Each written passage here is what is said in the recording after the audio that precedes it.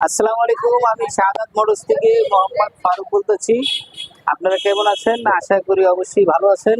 আজকে আমাদের এখানে তারজিবি আসছে ফরহাদ ভাইয়ের গাড়িটি দেখাবো আমরা।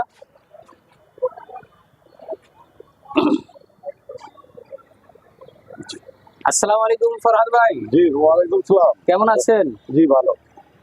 কি সমস্যা নিয়ে আসছিলেন একটু বলবেন? গাড়িটার পাদানি স্প্রিংটা হারিয়ে গেছে।